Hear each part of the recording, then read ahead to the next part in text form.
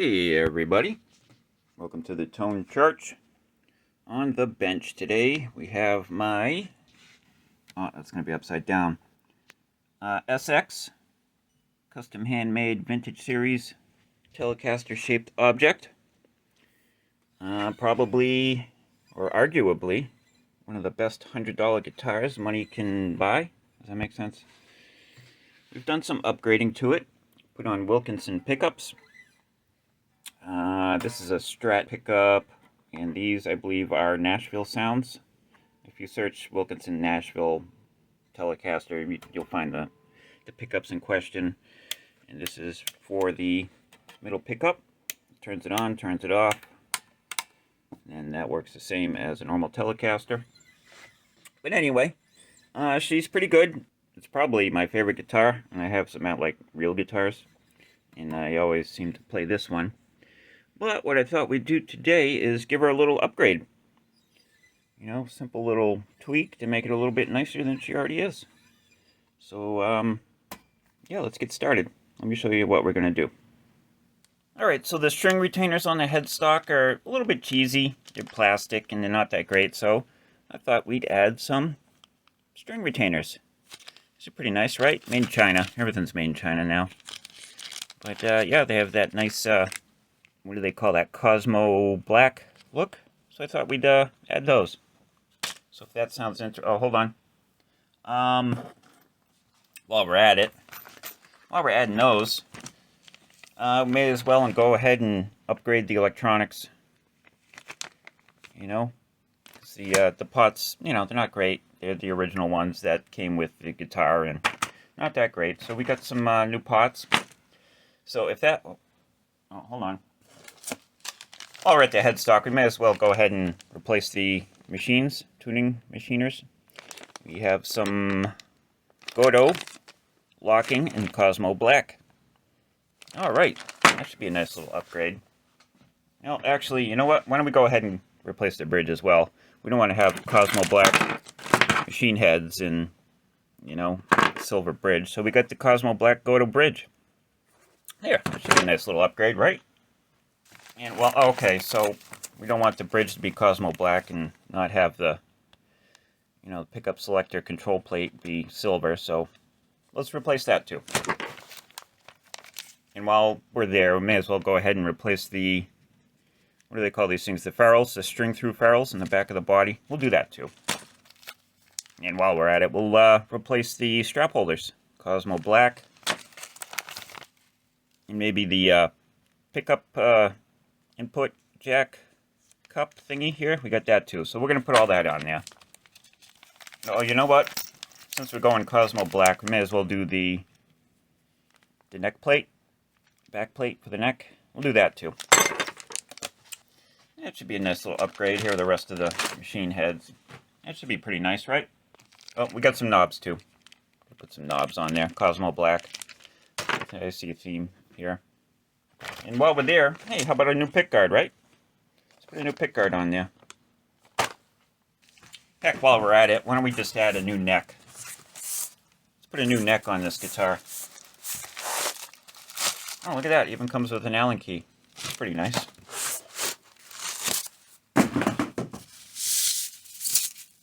Take this wrapping off. See what we got here. Yeah, look at that. Nice ebony fretboard. This thing's beautiful. Alright, that should be a nice little upgrade. Quick little project. Oh, we've got pickups too. Yeah, we're going to add some pickups. We got some Kent Armstrongs. Got a little selection here. Yeah, that'll be a nice little upgrade. Let's do that. You know what, since we've gone this far, why don't we just add a new body as well?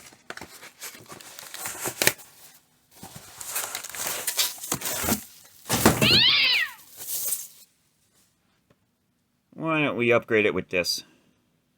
Yeah, look at that. Pretty sweet, right? Alright, there you go. Quick little upgrade for the Telecaster. That sounds interesting to you? Yeah, hopefully I can do all this without wrecking all this stuff, but yeah, here we go. Let's do it. Well, I want it to be a quick and easy little upgrade, but since we're doing all this, we may as well change the strings as well. Alright, where do we even begin with this? I've never built a guitar before. Well, this is hardly building, this is more assembling. But I've never assembled a guitar before. But Sean from Scar My Guitar has convinced me that I can do it. Or at least his videos have anyway. Here's the neck. I'll leave a link in the description for all the junk here. It's supposed to be finished, ready to go, frets polished, leveled, and all that stuff. Yeah, let's see if that's true. Alright, first things first, let's check for straightness. This thing out of the way. Is this the right one? Nope. Yeah. Oh, yeah. That is dead flat. Beautiful. Excellent. Get this out of here. Alright, let's check the frets for levelness. I believe this neck was made here in America by a a person that does this kind of stuff. Bought it on Reverb. The body I thought was a similar thing, made in America by a single individual or a small company, but I went back and looked at the listing, and it's plus the box has a sticker on it. It's made in China, but it's still pretty nice, as we'll see. So far so good. Oh, we got a little bit of rock here. We got a rocker. Let's get this guy out. I really don't want to do fret work. I think I'll put it together and then see how it is before I decide whether or not we want to have at the frets. Because if we don't need to fix it, then we won't. But if she's all buzzy, if she's a buzzy body, then we'll come back and take care of it. And we get a little bit of rock here. Yeah, this one's a rocker. Now, theoretically, the fretboard should be perfectly flat, like sent through a planer and then just sanded for radius. And the frets are all made from the same piece of fret wire, so if they're all hammered in, all the way in, there shouldn't be any rock. At this point, one would think. A little bit of rock over here. So what we may do is on these frets that are a little iffy is grab our little hammer here and give them a tap. Maybe they're not seated all the way. Yeah, that's good. This guy's a little bit off right here. Come on. All right. Let's see if this works. I'll give it a little tap.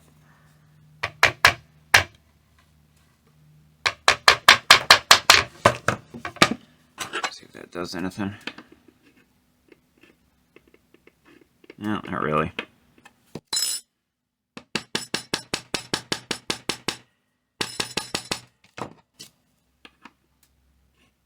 And there you go. Perfect. It worked. Excellent. Okay, there you go. If you have a brand new neck, and you have some fret rock, get yourself a little $7 hammer, one of these little mallets, and gently tap it. And it just might be that they're not seated all the way down, or, as this thing's acclimatizing to the elements, things might move around a little bit. All right, I'm going to continue on with that, and then we'll go to the next step. All right, I gave all the frets a little bit of a mallet, and now they're all dead level. So this will be nice. It'll be nice to have a Telecaster with a neck that isn't all cattywampus. If we look at the frets, The fretwork is done very well. I don't know, do we need to do the test on the fret ends? Yeah, let's do it. All right, to check for fret sprout on the ends, there's a test that I think we're all familiar with to check for that. And we're going to employ that now. We're doing the dirty underwear test. Here we go. Oh, this is perfect. This is beautiful. Look at that. We got no snags. It's not something I want to be part of. Just a couple of stains. Fretwork is excellent. Okay, anyway.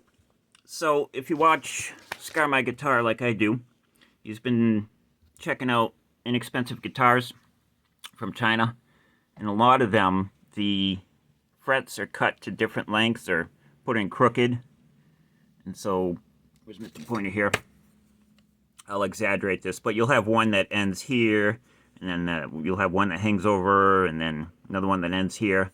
But this neck right here, you're all even and perfect. And there actually is a little bit of frets, not fret sprout, but the bottom edge is a little bit sharp, but it's, I don't know, you can feel it, but it's not really a thing. So I think we're going to leave that alone.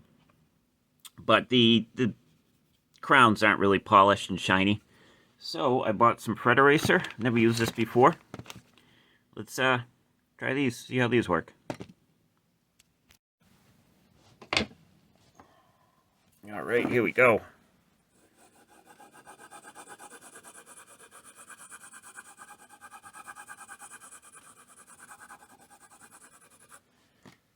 What did that do? Yeah, it seems to be doing something. I'll go ahead and do it.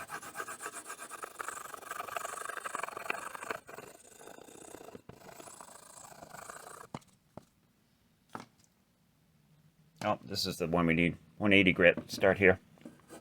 Going backwards. Oh, there we go. Now we're doing something.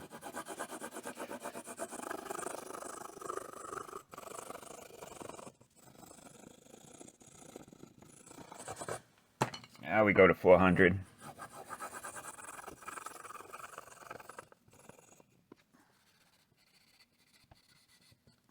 And finally 1,000.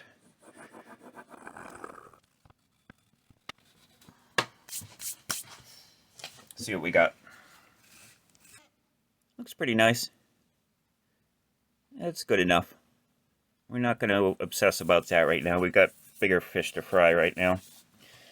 All right. Let's get this underway.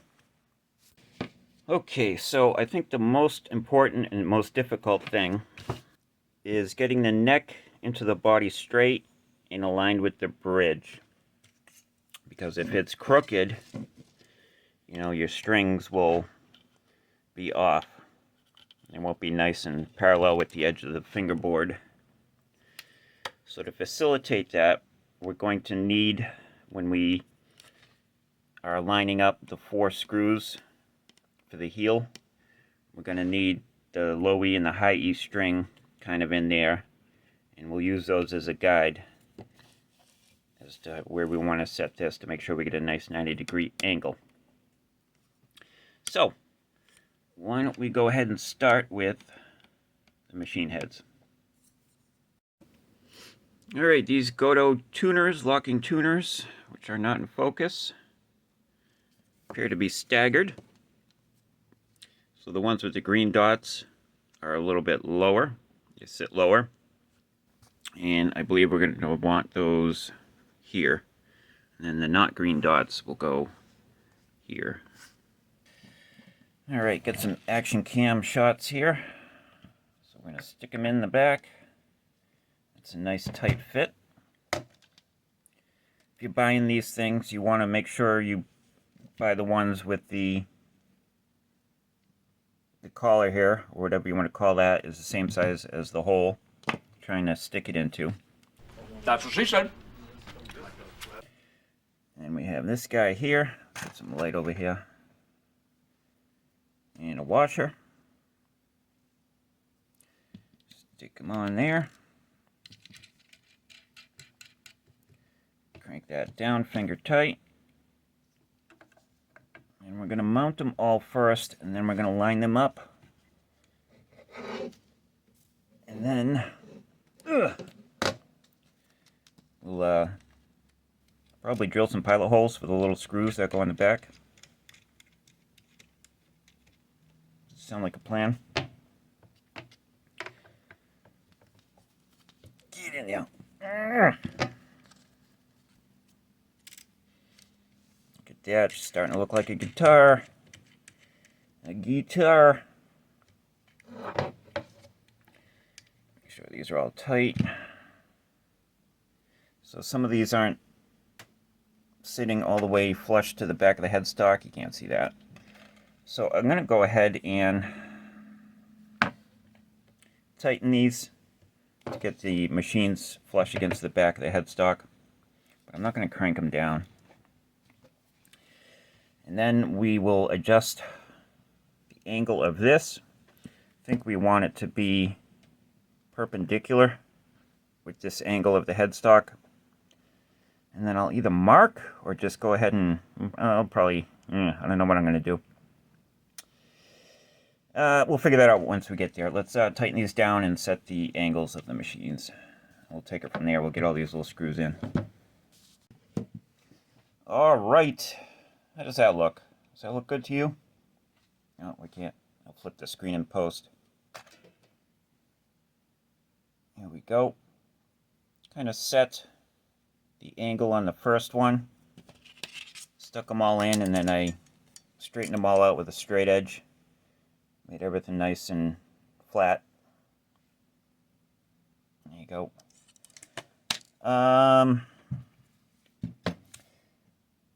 Now I'd like to put in some pilot holes, or at least like half a pilot hole to get the screws started so we're not splitting the wood or anything. But yeah, let's just do it. I'm overthinking it. Alright, not as hard as I thought it was going to be. If you don't have a lot of mechanical aptitude, you know, this may escape you. You don't want to drill all the way through. That would be bad. But we do want a little bit of a pilot hole.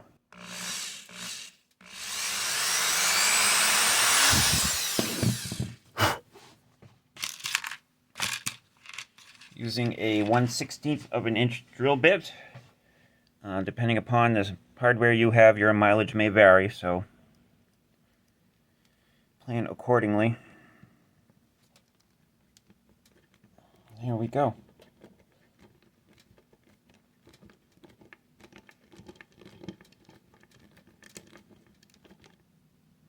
Yeah. Easy peasy. Alright, 4 more to do. These are pretty nice, right? Look at that. They sit low because, you know, we don't have to wrap the string a million times. So that'll help with the break angle. Hopefully the tuning and all that good stuff. But yeah, this video is going to be long. Alright, let's move on. Alright, now we're going to put the bridge on. And a lot of this video is just going to be train of thought and me thinking out loud. Because again, I've never done this before. So I apologize for that. But bear with me and maybe we can figure this out together. Oh, look at that. That looks sexy. Do we have hardware? Hopefully we have hardware for this. Here we go. Alright, so the holes are already drilled. Oh, actually they're not. Ooh, oh Jesus. How are we going to do this?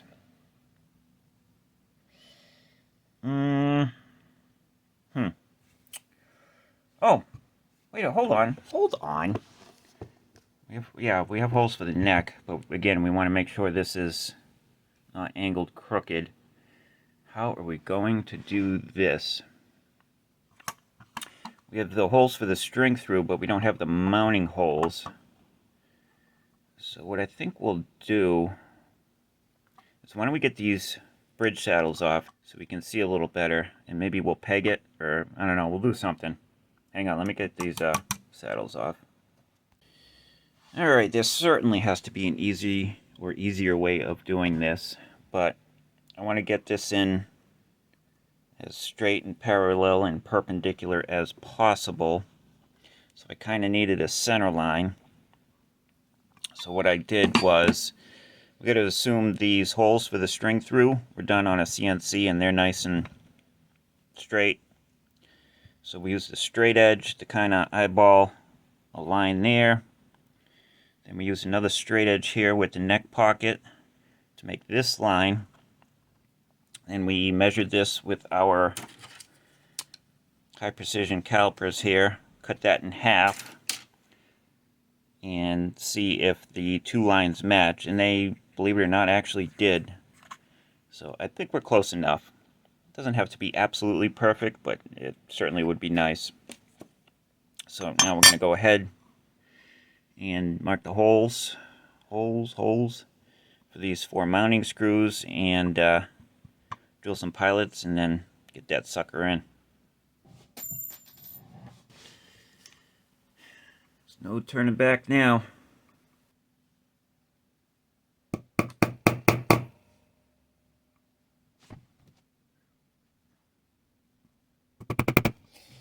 Alright, let's do it. Alright, we don't want to drill too deep. So you can buy little drill stops that attach to the drill bit. But what I think I'm going to do is... What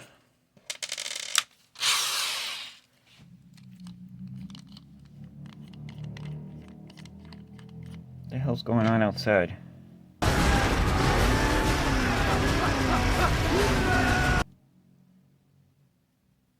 There we go. Perfect. Stop just a little bit short of the drill chuck. So we'll just be very careful. Yeah, that'll be perfect. Stop a little bit short before we bottom out. And that'll be that.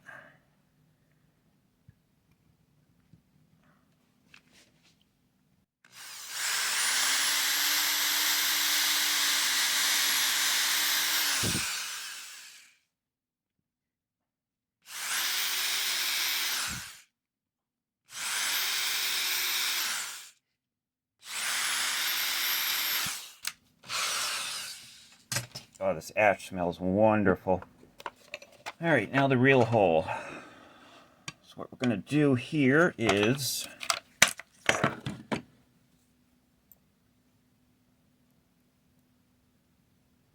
think we want to go one size down.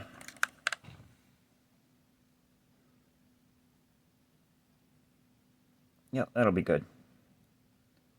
That'll be perfect.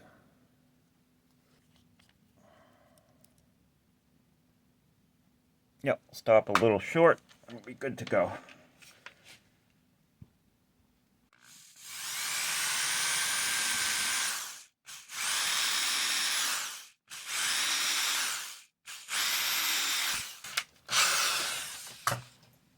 Alright, hopefully everything lines up and looks nice. Worst case scenario, if we totally gooched it, you know, you get like a 3/16 inch dowel. You drill out 3/16 holes, stuff it with dowels, glue it, let it dry. Flush the top, and then you try it again. But hopefully it doesn't come to that. Alright, before we screw this sucker down, so we're going to get our copper tape. And we'll lay a strip down here that will connect the bridge to the reference ground of the electronics. And while we're at it, we'll go ahead and we'll fill the cavities with shielding tape as well. Alright, we are all shielded up. We got this piece of conductive copper tape folded over so it makes contact with the bridge. We have another one here. We'll probably go ahead and shield the back of the pickguard at some point, and so that'll touch that, which is connected to everything else down here. We got a little bit of rollover, so the faceplate will be shielded, and yeah, should be pretty quiet. Alright, let's go ahead and mount this sucker. Putting the little ferrules in at the back of the body for the strings, and the holes aren't quite big enough, so we gotta open them up a bit with a 5/16 inch drill bit, and that should work.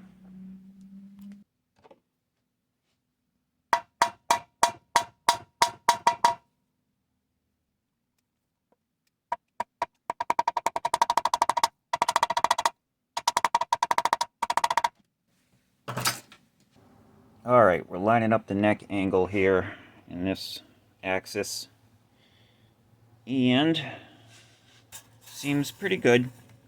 But basically, flush and tight up against the top of the neck pocket is where it needs to be. So that's a good neck pocket, in my opinion.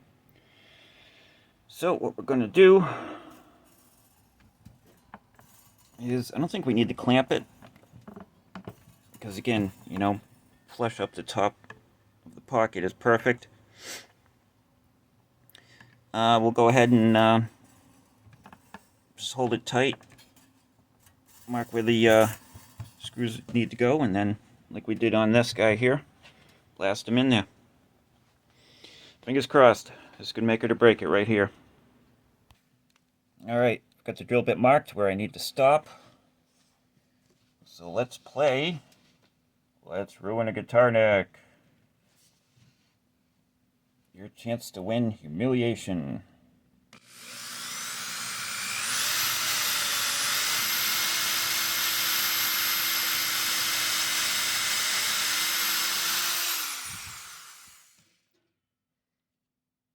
Yo!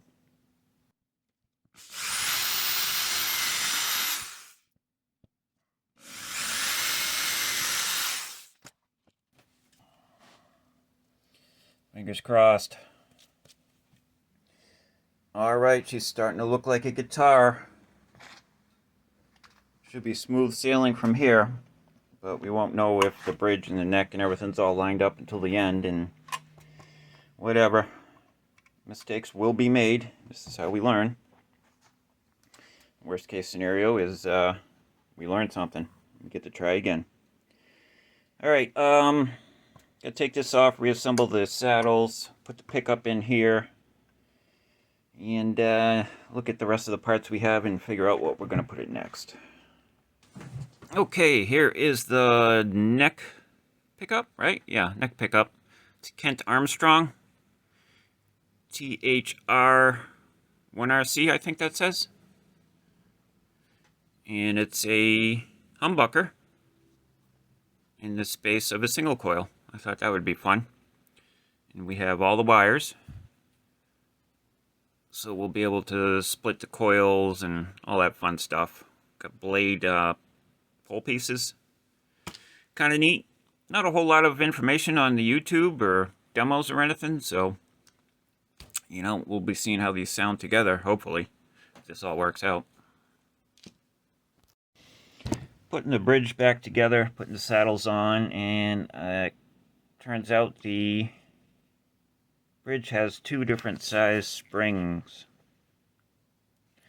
So, we need to use the short springs where the saddle sits further back, which would be on the high E and the G string. Good to know.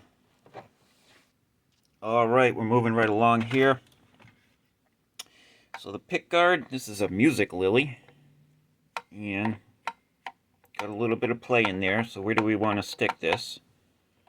Here or somewhere in the middle. But if we stick this where it needs to be, so everything's all shiny, where the screws will go into wood, this is real tight. It's going to have to be about right there. Wait for the Honda to go by. What happened to my Honda? I'm sorry, baby. I had to crash that Honda. That kind of tells us where the pickguard needs to be, as you can see. So we'll install this guy first. Try and get him nice and straight and all that good stuff. And then we'll add this later.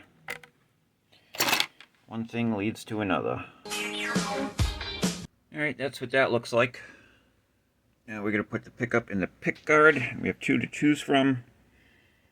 Got a Kent Armstrong TEHF1 or a Kent Armstrong TEHF1 Charlie. Again, not a whole lot of information out on the internet, but the C stands for chaos. So we're going with chaos.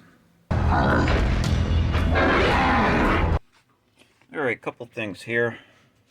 In this body, full-size pots do not fit, so we had to get the little ones.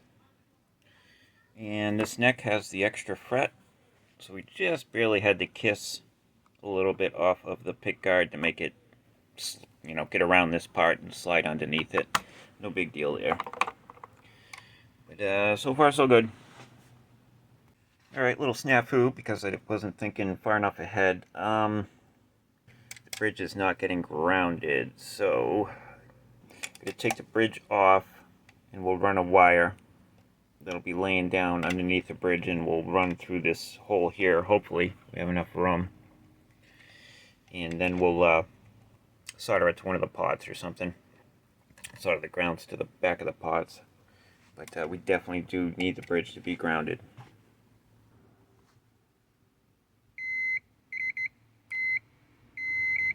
Here we go, all better. Alright, we're going to wire up these pickups. Here's the diagram from Kent Armstrong.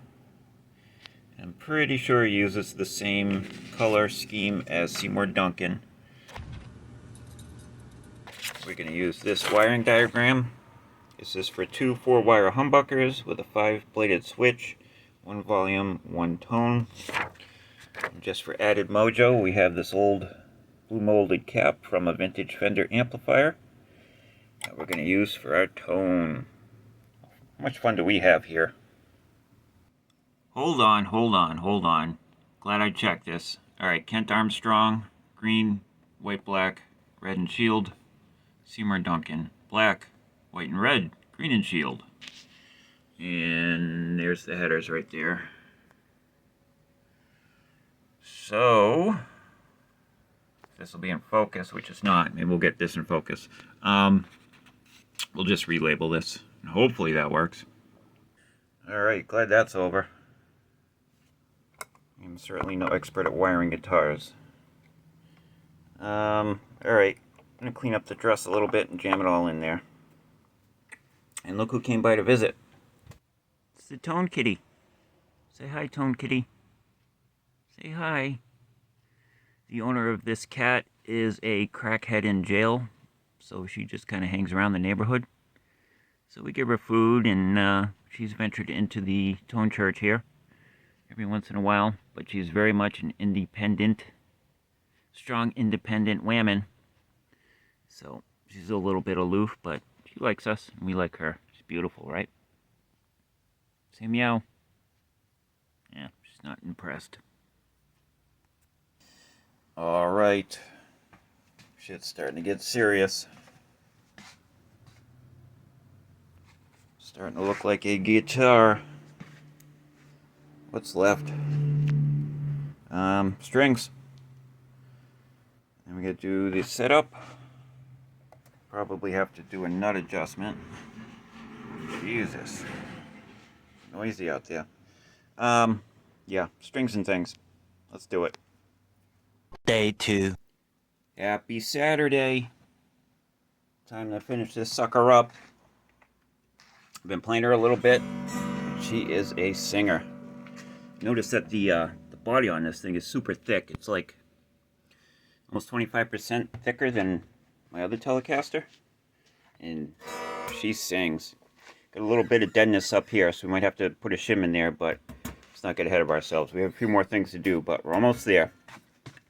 Pretty satisfied with how this all came out, all perpendicular and stuff. Perpendicular. But alright, what do we need to do? This nut, it's a little bit too high, which is good. That's how you want it when you get a fresh new neck. So let's cut the neck and we'll set her up. I'll try her out. Yeah.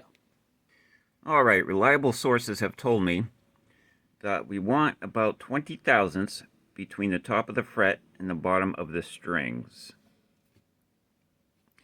So what we've done here is we have a couple of shims, and these are the same height as the fret. Now we're going to add a 20 thousandths shim, put that on top of that, And this will be our guide when we come over here, start sawing away at the nut. We don't want to go below this shim stack here. Works great in theory. Let's see how it does in practice.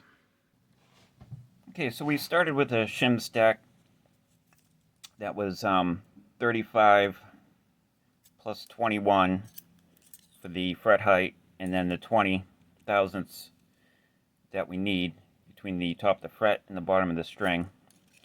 Put the 20 in the middle because we don't want to grind the shit out of that shim. We want it to be good.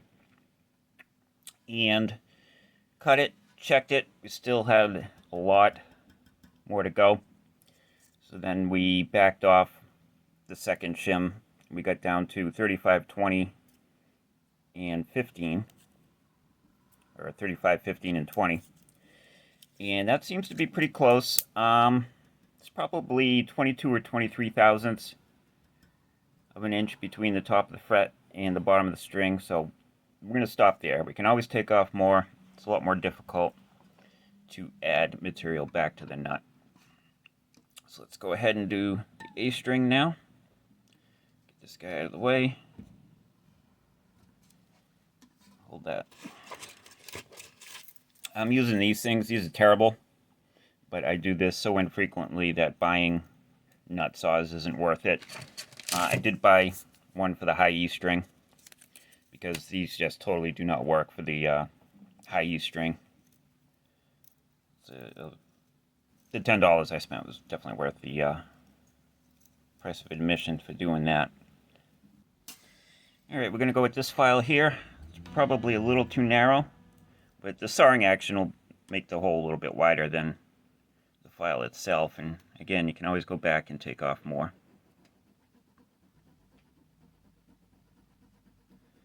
I'm just going to saw down until we hit the shims. Just right about there, a little bit more. There we go. You'll feel it. Make sure our A string fits in that slot nicely. And I want to make it just a little bit wider. It's probably going to be this guy here. Yeah. There we go.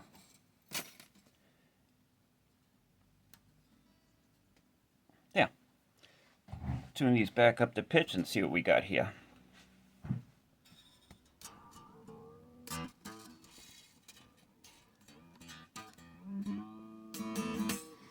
Get our 20 thousandths shim and see how we did. Yeah, that's good. It's probably 22, 23 thousandths.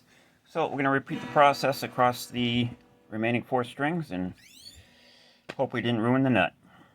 Yeah. Alright, on the high 3 strings, I'm using my 10 thousandths nut saw.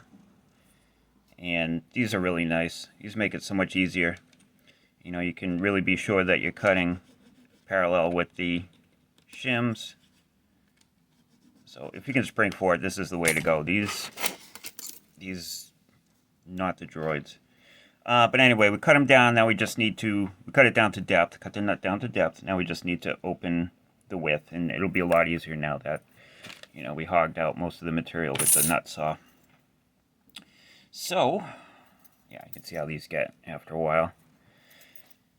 Just go in there and open this up a bit. We don't need them anymore. Very good. And this guy, B string.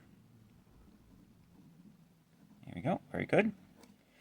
And don't need to do anything on that one because we used the 10 thousandth saw. That's perfect. All right. While we're here, let's get some oil on the neck here. See how that makes it look. Should look pretty rad. Alright, we got the Music Nomad F1 oil. Stuff is great.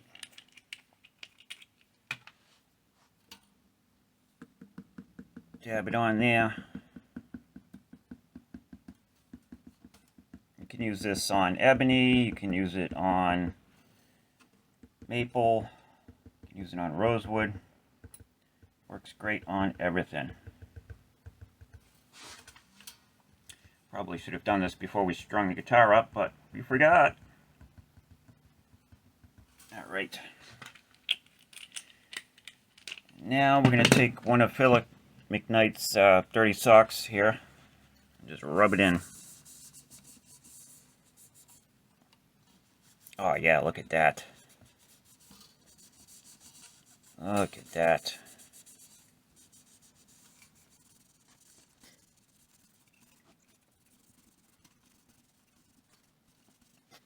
This neck is just, or this fingerboard is just drinking it all up.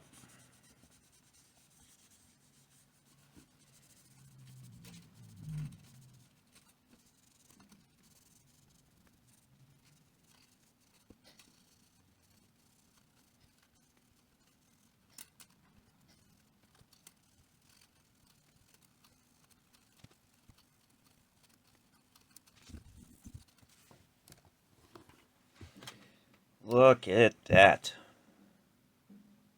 She's beautiful. Looks really nice up here. I don't know how well you're going to be able to see that. Really nice. It's a nice neck. Real nice. The body is nice too. Even for being Chinese, it's really nice. The route was perfect. There's no paint or clear coat or anything in there. So, you know, China did a good job on this body, and the builder did a fantastic job on this neck. Really nice. Real happy. Hopefully I don't screw it up. Alright, Fender is telling us for a 9.5-inch radius Telecaster neck, they want 10 thousandths relief at the 8th fret. So we'll put our capo on the 1st fret. Fret the string where the neck meets the body, slide it under the 8th fret. What do we got? We are... Actually, we're right about where we need to be. Alright, we will check the action, bridge height, and then we'll check the relief again, and then we'll do everything all over again once more time, just to make sure it's all good. And then we can plug it in and see how we did. Yeah. Alright, for the record, Fender is telling us 464s at the 17th fret. And I gotta do that off camera, obviously. But I'll let you know.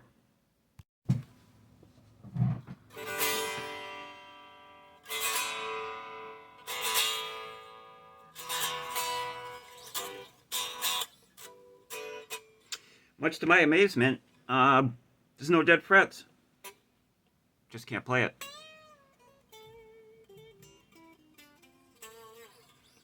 Little bit buzzy.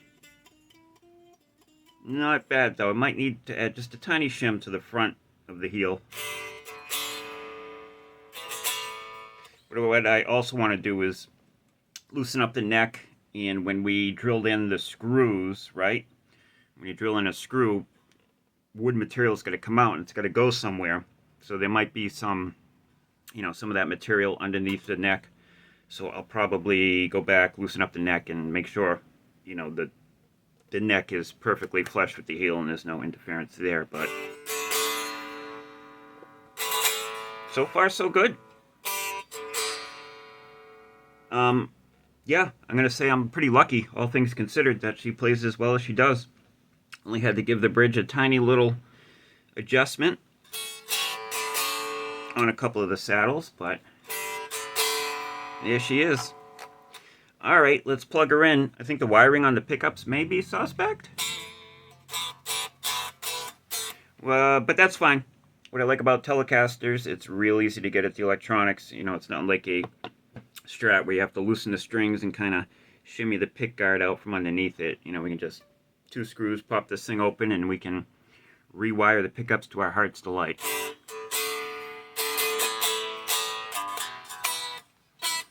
I gotta say, this thing sings. It's... On my other Telecaster, I have 9s of the same brand, and these are 8.5s, and it is so much easier to bend the strings. And I can't believe it's just going down, you know, a half thousandths. It's making it that much easier, but what else could it be? And this is a much more finesse guitar. With the SX Telecaster, I could really dig into it, but that's not what this guitar wants to do. I think the best way to describe it is it plays like a PRS. You know, the strings and the neck are just fast and loose and easy, and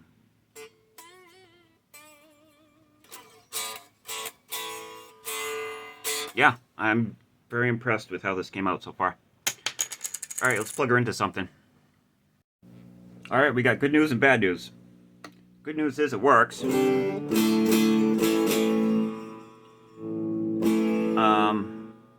The bad news is I definitely did something wrong with the electronics. I mean, it's not supposed to turn off when you turn the tone all the way off, right?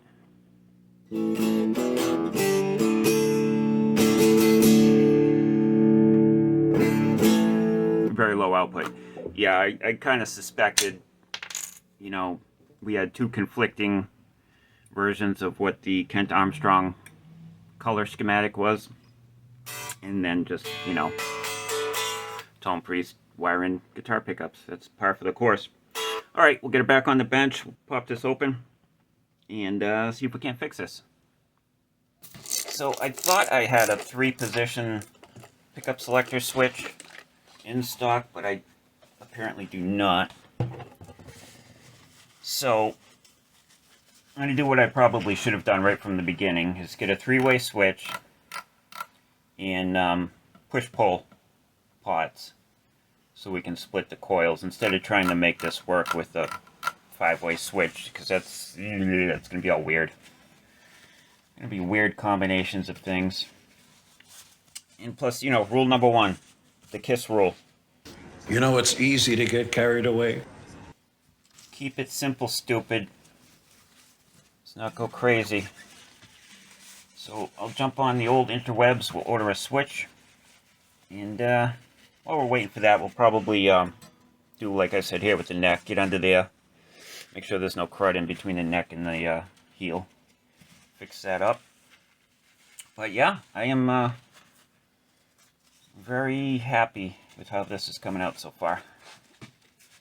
Yeah, we still gotta peel the plastic off the pickguard.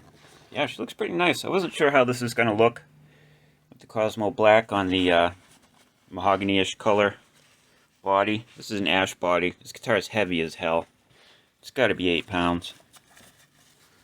But she sounds pretty nice, at least acoustically. But, alright, let's order some pots and a switch. As we can see, we got some wood chips and stuff that came out when we screwed the neck on to the body. And that's not good for the tilt of the neck or the, you know, seating it nice and tightly. So we'll get in there and clean that out and make sure the neck is nice and flat. There's no raised surfaces of anything. You know what I mean. Clean that up. You see all that? You can probably see it better than I can. Alright, while I was filing off the raised edges around the screw holes, I noticed that the clear coat was really thick and it was wavy. And it would be better if we had like a perfectly flat, or as flat as possible surface, mating surface for the heel. If we can look at this again, it was milled very nicely. You know, there's no paint or clear coat in there. It's perfectly milled. It should be nice and flat. But this is not. So we're using our straight edge file. We're going to flatten this out. I'm sure you might be getting nervous, but with increasing grits of wet dry sandpaper, we should be able to get this almost back to a nice shiny surface. That's the theory. Again, let's put the theory into practice.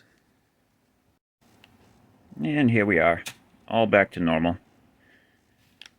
If I really wanted to go nuts, I'd go up to like polishing compound and buff it out, make it look perfect, but it's not that important for right here. Still got some water on it.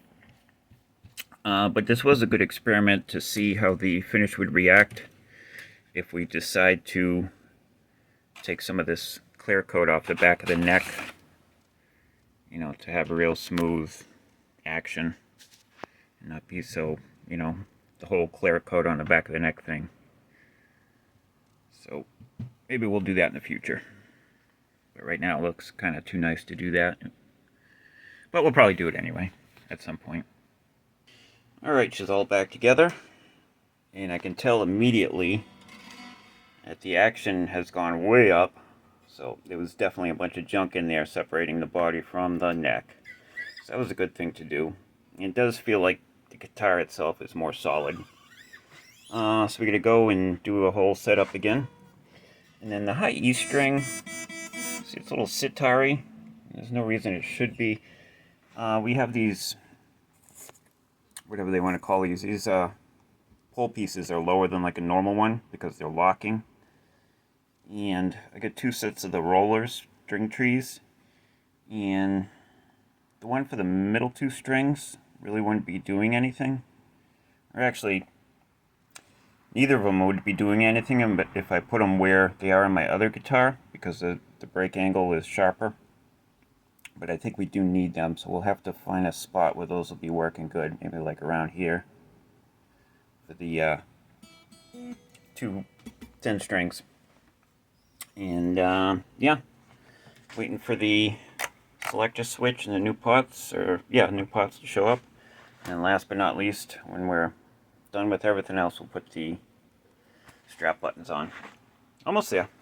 She came out really good. Oh, she's coming out really good. Fingers crossed. One eternity later. Ding, ding, ding, dong. Happy Sunday, everybody. It's been probably 2 weeks, I think, since that last clip you saw. We're almost done. What's left to do? The buttons, whatever. The nut. I gotta go in here and fine tune the nut. Are we looking at the nut? Yeah, we're sort of looking at the nut. It's a little off. It's like this, and then the high string goes up, and the nut action is still a little bit high. You know, because I was very conservative when I cut the nut, because it's easier to cut more off or go lower than it is to add material. But we already talked about that. So we're just going to fine tune that. Still have a little bit of nut buzz. Hopefully when I finish this all off, it does not have any more nut buzz. I'm going to do a little research to see how we can get rid of that. Tone Priest from the editing room here. Hopefully you can see this. Alright, so for the nut buzz, this is what I think is happening. So we have our string. Alright, and then we have our nut right here. And then, you know, the tuning peg's over here. If the nut is cut like this, and I'm exaggerating the angle, and the string sits over it like that, as our tuning peg, what'll happen is when you pluck the string, it'll vibrate and it'll be bouncing up against the nut right there. So what we want to do is cut the nut, exaggerate it a little bit, like that, tuning peg, and then this goes down, follows the break angle a little bit. But when we pluck the string, there's nothing, you know, it goes right to the edge up here, and it's not buzzing against that right there. Does that make sense? I hope it makes sense. Hope it works. That should be it. I have confidence. I installed the new pickup selector and the new pots, and I'll pop this off and let's take a look at it. Here's a good spot for this. Right here. Can you see all that? Oh, you can't see shit. Why is that so dark? Why are you so dark, man? Got some dark meat. Alright, here we go. That'll work. Good enough. So anyway, happy Sunday. How's everybody doing? Things are going kind of slow around the Tone Church because, you know, we may or may not have been playing Baldur's Gate 3. Down by the river! A little bit. But we're almost done with that. I don't play a lot of video games, but I am an old school Dungeons and Dragons nerd. Played that when I was young. Back in the, I guess you would call it the second edition. You had the blue box and then the red box. And you had to take the crayon and fill in the numbers on the dice. You guys know what I'm talking about. Anyway, yeah, that looks pretty good, right? Not bad. That's probably the best I've ever done wiring guitar pickups. And we went with the Bourne's push-pulls. And the Bourne's are definitely a lot nicer than whatever the heck we got last time. We're not using it right now. Because what I determined with these Kent Armstrong humbucker in the single coil pickup configuration here, I don't think they're really made to have the coil split. Because the measured DC resistance is not really high. These aren't very high output pickups, even though they're humbuckers. And if you split the, the two pickups, you're going to be down at like 4 ohms, which is like nothing. That's super duper low output. I think what they may have had in mind, or what would be more useful, is wiring them between series and parallel. But we'll do that at a later date. But who knows? Maybe it is a good thing to do to, split the coils. Anyway, our cool Mojo capacitor. I believe this was a death cap from my Bandmaster. Doesn't fit with, the push-pulls in here. So we just used the capacitor that came with the pots, which is a 22 nanofarad. And we got this nice Fender 3-way switch. That's all working. So, alright, let me cut the nut. Let me do another full setup, and then plug her in and play her. Almost there. Almost at the end. Okay, the nut is all squared away. Got that down to where it should be. It's still just a teeny bit high. Wanted to leave some wiggle room. We'll go back and adjust that later if needed. Pickups. Show the resistance on these pickups. This is the bridge pickup. That's 8.48. Bridge in middle. Gives us just under 4. And then the neck is 7.22. And again, these are the Kent Armstrong Chaos Series humbucker in the single coil Telecaster style pickups. If I remember, I'll leave a link in the description if you're interested in those. I gotta say, for the neck, this neck pickup sounds amazing. I love this. My other Telecaster, the neck pickup is lackluster. I mean, it's fine, but this thing sounds wonderful. Well, let's plug her in and find out. Here we go. Here in this pile are all of the parts that we replaced in our little upgrade here. Jeez, what a mess. What are we going to do with all this stuff? I guess we just toss it in the bin. All right. There are some experts out there that seemingly have preternatural mental abilities. And they say that the only way that you can truly tell a guitar's tone is by playing it clean through a Fender Deluxe. So we'll put that theory to the test. Right here I have a clone build of a Fender 5E3 Tweed Deluxe. The basis of this, or the iron anyway, is from a, Grom's Little Jewel.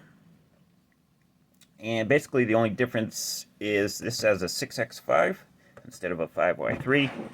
And if you can see all that, got the nice plexiglass or perspex bottom here, so you can see all the point-to-point beautifulness.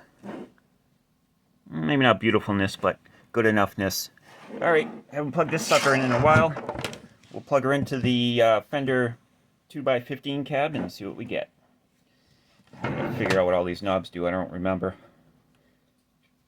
That's what labels are for. Alright folks, here we go. We got the Tweed Deluxe. We got a little bit of reverb. Start without that first. And we have the Moose Cannon here. This is a clone of a Thorpe Effects of the Dane. This pedal was the prize for my Patreon patrons for October 2023. and Jerry won this. However, Jerry really had his heart set on a King of Tone clone, and since he was my first patron, I gave him the option to not get this and wait for me to build him a King of Tone, and we're going to make him the mother of all King of Tones. So, this is going to go back into the monthly pedal giveaway. Every month we'll still make a new pedal, and the winner will be able to choose from the pedal of the month, or we'll keep this guy around if they don't, that the pedal of the month really doesn't appeal to them. They can have this Dane. And I think you'll agree this pedal sounds pretty freaking good. But anyway, so here we go, demo. All right, like I said before, the experts say the only way to tell a guitar's true tone is by playing through a clean deluxe. Let's see if that's true.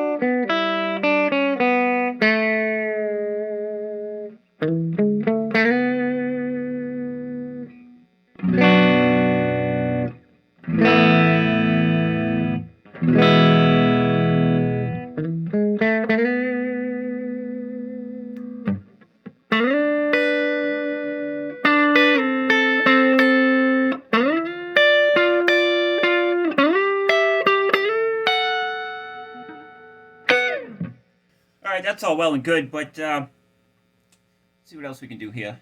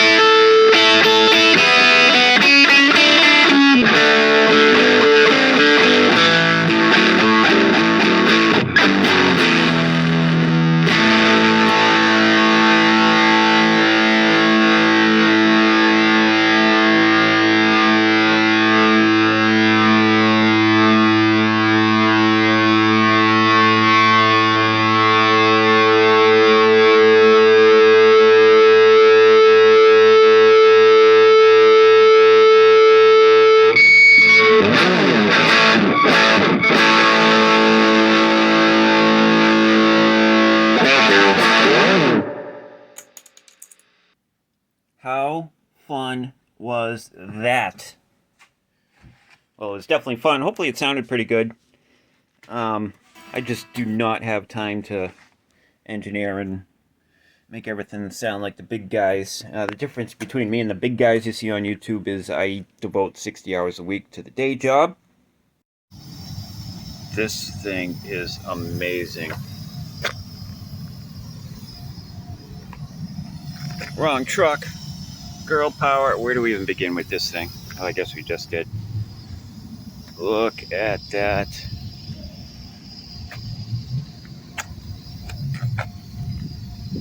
Hell yeah. What is the story behind this? Bitch power. That's an understatement.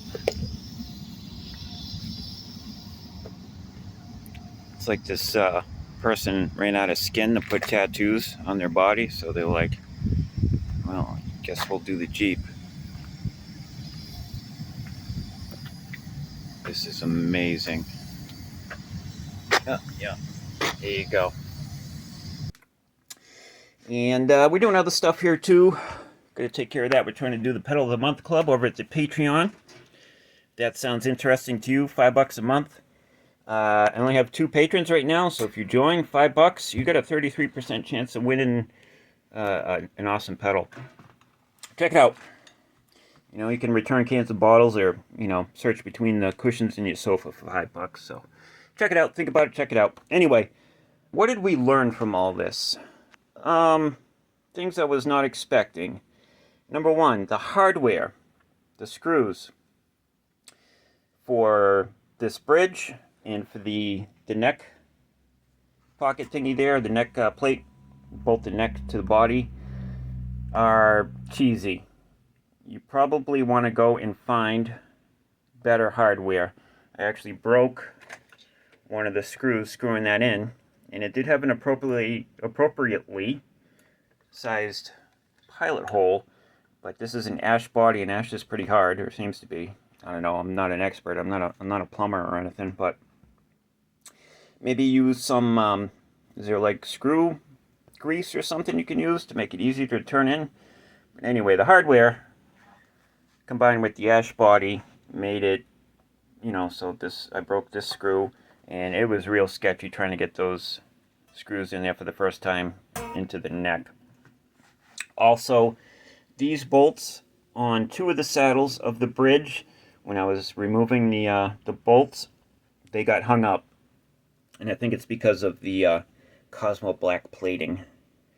So I had to get pliers, because if I was to continue to use a screwdriver to undo the bolt, it would have rounded off the, whatever you call it, the Phillips head plus sign thingy there. And whatever. Anyway, yeah, hardware, cheesy. If you're buying this stuff, get all your stuff, your plates and bridges and stuff, but you probably want to invest in, you know, good quality screws and bolts. We learned that. We also learned, if you've never done this before, definitely do the research on how to properly get the neck to line up with the body. I kind of winged it, and I got lucky. All right, but it came out almost perfect. If this is your first time assembling a guitar, learn how to do that properly. Don't watch what I did, because we also learned that, again, if you're doing this for the first time, don't spend a shit ton of money to make your dream guitar. Buy some inexpensive parts, inexpensive neck and body and stuff, and get your hands dirty, figure out how to do it, learn what you know, learn what you don't know, get some experience under your belt, because, you know, depending upon your mechanical ability, you know, you're liable to screw it up. And if you spent all that money on, you know, some Brazilian monkey wood body and stuff, maybe a disappointment. So we learned that. I think we learned some other stuff, but we've already forgotten it. Yeah, I guess that's it. Oh, we also learned that if you have a sitar sound when you're playing an open string, that's not fret buzz, that's nut buzz.